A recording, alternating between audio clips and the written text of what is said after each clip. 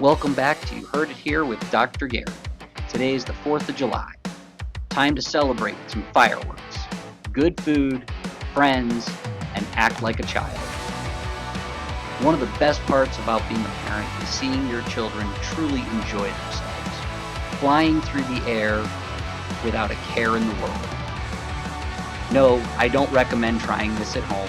However, this is something that my son's been doing for years. He absolutely loves skateboarding. It's one of his biggest hobbies, and quite frankly, he's gotten pretty good at it over the years. On the 4th of July, we all like to watch fireworks, see those big explosions up in the sky. They're beautiful to watch, but they can also be really loud.